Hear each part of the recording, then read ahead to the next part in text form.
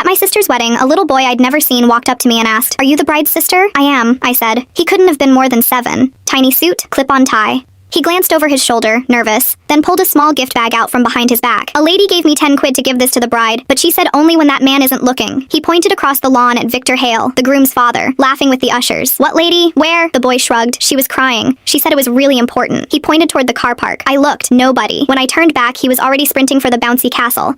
I stood there holding a bag that felt wrong, too heavy for its size, and Victor Hale had stopped laughing. His eyes were locked on my hands. I smiled like it was nothing, and walked to the bridal suite, locked the door, pulled out the tissue paper. Inside was a cheap prepaid phone with one video saved to it. The footage was dark, filmed through a window, shaky, but I could see enough. Victor Hale, the man who owned half the commercial property in the city, the man who'd given a toast 20 minutes earlier about welcoming my sister into the family, standing over a woman on the floor, and what he was doing to her. Beside the video was a text file. One line. "This is what really happened to his first wife." My blood went cold. The groom's mother died when he was 12. A car accident. That's what Theo always said. That's what Victor always said. A knock at the door. "Everything all right in there?" Victor's voice. "Just fixing my makeup." I shoved the phone into my dress and opened the door, smiling. He was standing very close. "Saw a boy hand you something. Card from my mom. She gets emotional at weddings." He nodded. He didn't believe a word. I walked back toward the reception with my heart slamming, and he followed 10 feet behind, casual, like we happened to be going the same way. I spotted my cousin Sam at the bar. He's a detective. He was there as a guest, but right then I needed him as an officer. I pulled him behind the tent. "Watch this, don't react." His face didn't change, but his jaw went tight. "Where did you get this?" "A kid," said a crying woman in the car park gave it to him. He read the text file. Then he scanned the marquee and found Victor by the cake table watching us. "What do you know about the groom's mother?" "Car accident. That's all anyone's ever said." Sam shook his head slowly. "There was no accident. That case has been open in everything but name for 18 years. We never had anything that would hold." He pocketed the phone. "Go and get your sister away from that family. I'll handle this." I was 10 feet from the head table when Victor cut me off. The warmth was gone from his face entirely. "That phone isn't yours." "I don't know what you mean." He gripped my elbow, smiling for the guests. "I have spent 20 years making sure that video never saw daylight. I'm not losing it to the maid of honor. Give it to me and this stays a happy wedding." "I don't have it." His mask cracked. "Who does?" "The police." The color left his face. And then Sam was behind him with 2 officers who'd quietly arrived at the gate. "Victor, let's have a conversation." He straightened his jacket and put the smile back on. "This is my son's wedding. Whatever you think you have can wait." It really can't. They walked him out through the car park without a scene. Half the guests never noticed. I sat down next to Jade and told her everything. She called Theo over, and when he understood, he broke. 20 years of a story he'd been raised on collapsing in a marquee full of flowers. He didn't defend his father for a second. He was the first person to offer a statement. At trial, it came out fully. The woman who'd sent the bag was Victor's housekeeper of 18 years. She'd filmed it the night it happened, and she'd been too frightened to speak ever since, until she saw a wedding invitation on his desk and realized another woman was about to become part of that family. She testified. So did Theo. Jade and Theo are still married. They named their daughter after his mother, and every year, without fail, they send a card to a housekeeper who found her courage at exactly the right moment.